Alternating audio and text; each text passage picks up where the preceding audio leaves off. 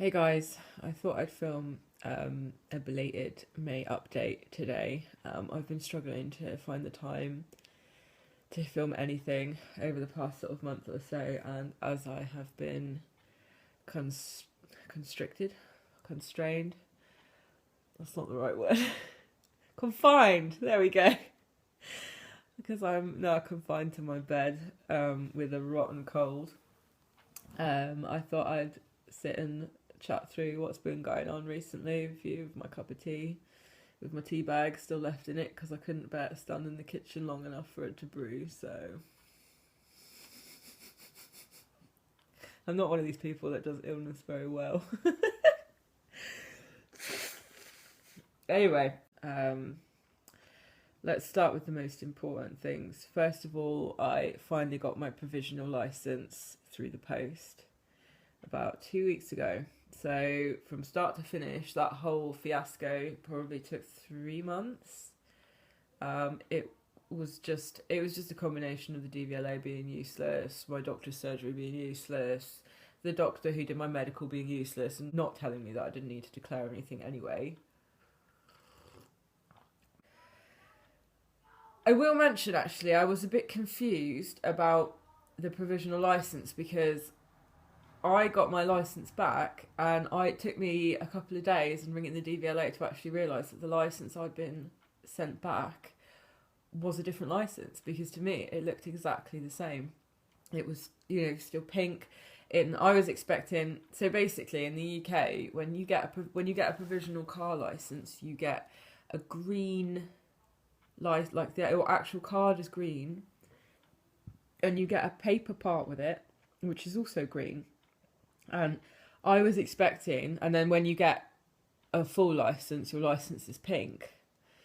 And I was expecting, when I'd sent it off to change my category, that I would then receive back a provisional license with the category added. So obviously, like, I'd have a category B already, but the category C would be added on the back. But they don't do that for adding categories. You don't, get a green license, you don't get any paper copies, and the only thing that is different on my old license compared to the other one is the issue number. So mine went from 66 to 67, and I didn't notice that because I don't remember my driving number. Do you know what I mean? It's like 16 digits long, and that was the only difference. And so the only people who are able to know whether you've got a provisional is the DVLA. So on my license, there's no category C on it. So if I'm driving a truck and I get pulled over, the policeman or whoever stops me will have to check with the DVLA to see if I've got that provisional license. And I thought that was worth mentioning because I was expecting it to be like a full-on provisional again, green papers and all this sort of stuff. And it's like, no, you get sent back your same license with a slightly different number. And it's not until you pass your actual practical test that you then get another pink license with the category added on the back. So yeah, I just thought it was worth mentioning because that confused me a little bit.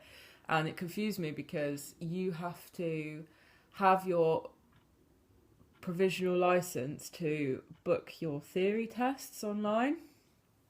Sorry, my brain is a little bit it's just not functioning so well today. So I held off booking my theory test because I thought, well, I can't book them until I've got my green light, my green license. But I'd had the driving license, for like 2 weeks without realising that was actually my provisional. And lo and behold, when I went on, so to book your theory test, you go on the government website, like gov.uk, and you book it through there. And when I put in my driving number, because you need that driving number to book your theories, and when I put it in, it will work. So, it's just one of those things that nobody really tells you about. You wouldn't know unless you'd gone through it yourself. So, yeah. And what else? Because of the delay in getting my license, and because I then sat for like a week or 2 weeks not realising that I actually had my provisional license, it has ended up being that I've had to book my theory test really, really close to the date of my practical test.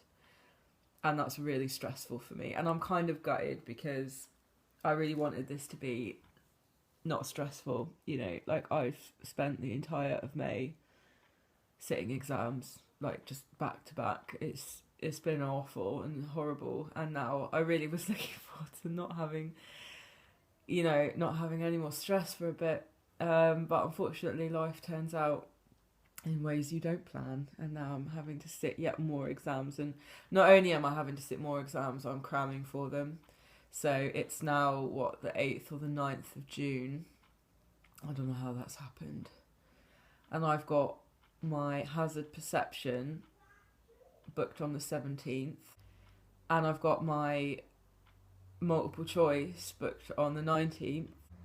And it's really annoying that I'm having to go to 2 different places to do it. And it's really annoying that I've had to book the days that I have done, because my driving week begins on the 1st of July and my test is on the 5th.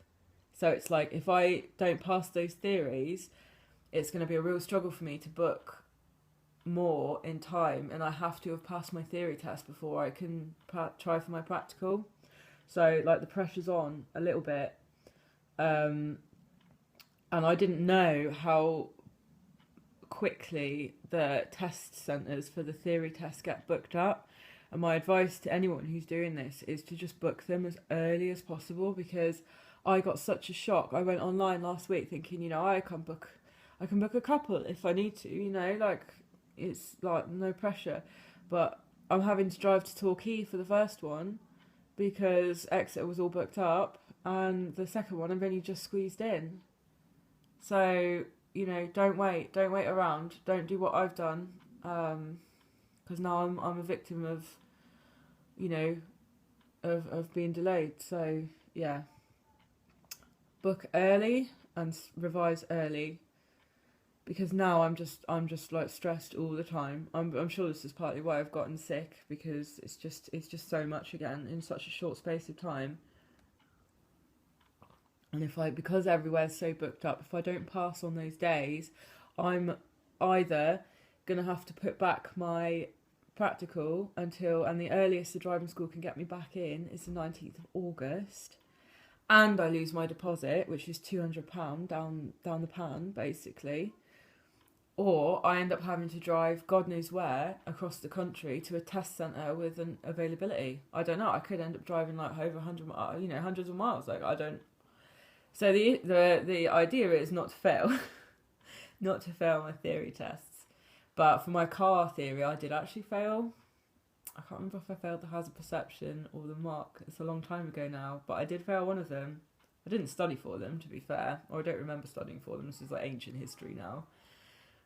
But on that note, with revising for your theories, I found it a little bit confusing, as I have many things. I'm using this book.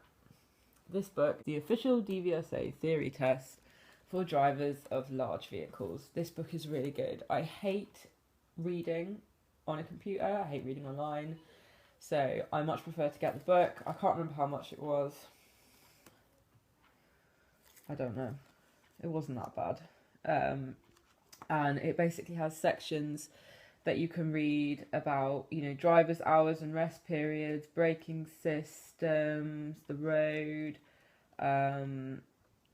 incidents, accidents and emergencies. And then after each section, you've got like a multiple choice sort of quiz, and then the answers are in the back. And it's brilliant. It's really, all I will say is that if I'm used to processing huge amounts of information in short spaces of time, because that is what I do every day during term time.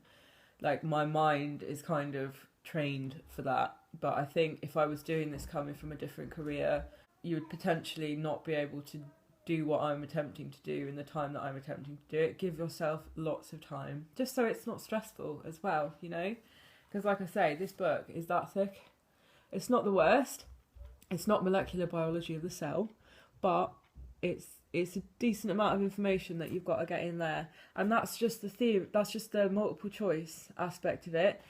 Your hazard perception is a totally different test. So on the DVSA official website, it's called Safe Driving for Life. you can buy packages, like revision packages. So I think you get an online version of this book plus access to like the hazard perception materials for, I think, £25 for 1 month. So it may be better if you're okay with reading stuff on a computer. It may be better to go down that road, maybe cheaper. As it is, because I already had this book, I just bought the hazard perception revision stuff separately, and at the moment I've only bought a week, but I'm probably going to buy another week, and it was only £5. So, you know, and you literally get hundreds and hundreds of clips that you can go through, and you can like test yourself over and over and over.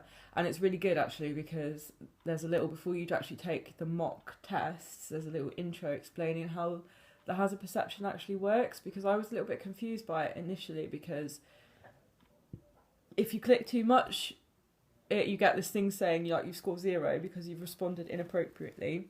But you need to click when you see a hazard developing that causes you to carry out some action, whether that's like slowing down or whatever. But I was thinking you only have to click, so you get developing hazards and then you get a hazard, if that makes sense, in every clip, except for one clip where you'll get 2 actual hazards.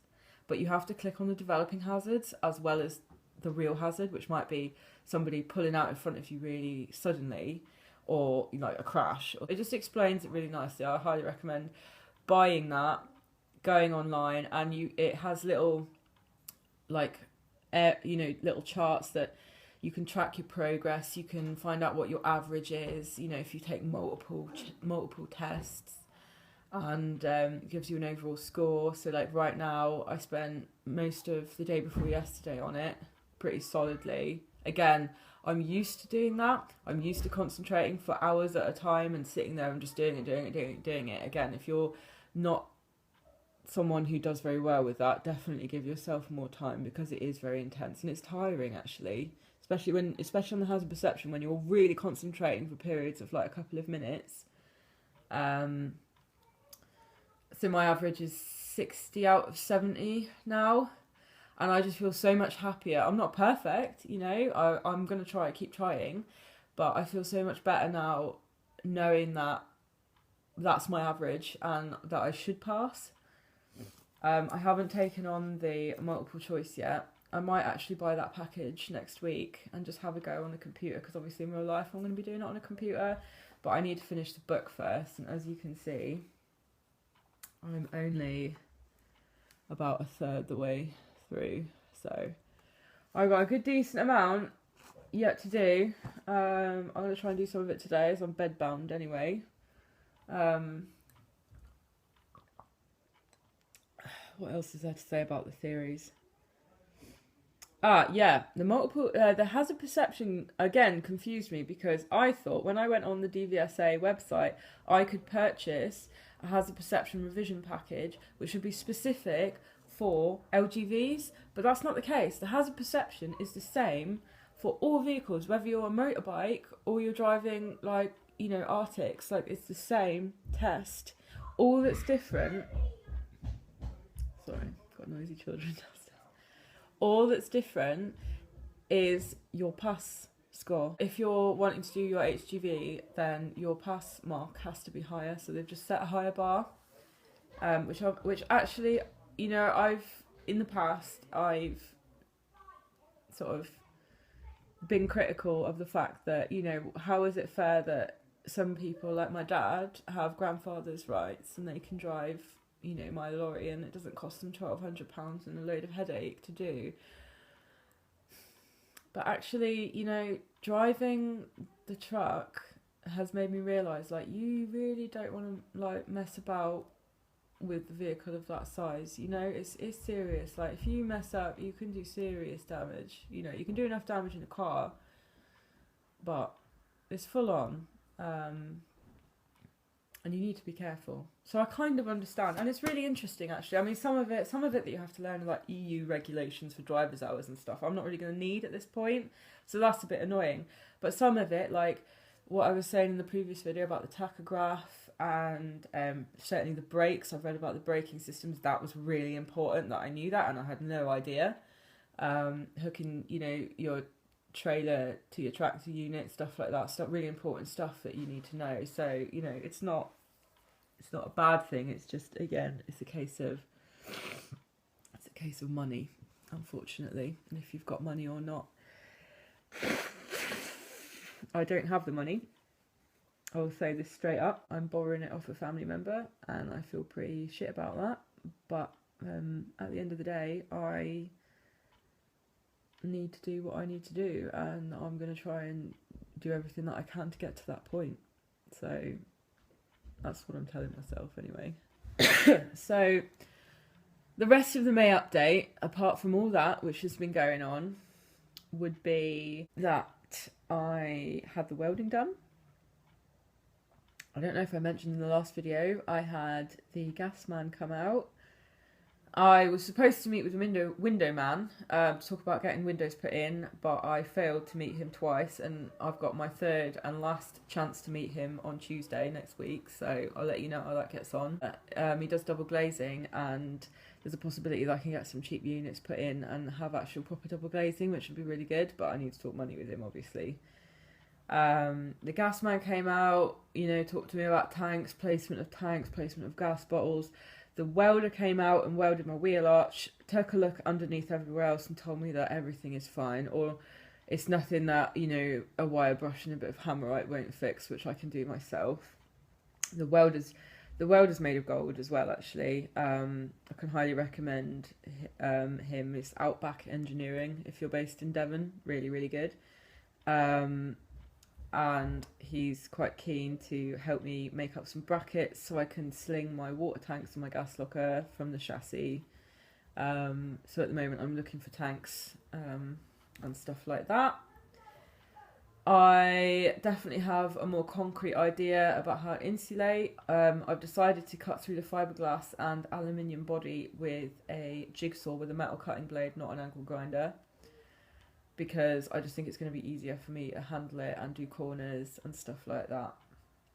And that's what I've been told to do, so that's what I'll be doing. So, yeah, I mean, stuff has been happening. It's obviously like a very brief kind of recap.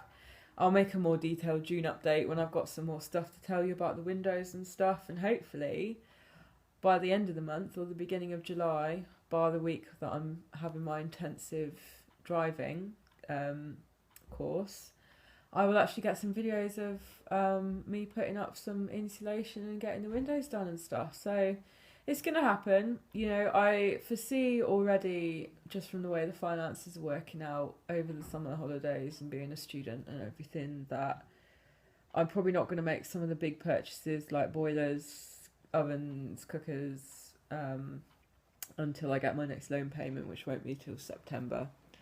So I don't think gas and water supplies are going to end up being connected until you're looking probably at October time, if I'm not too busy with my course. But I can definitely get the shell of it sorted and the windows sorted this summer. We'll see.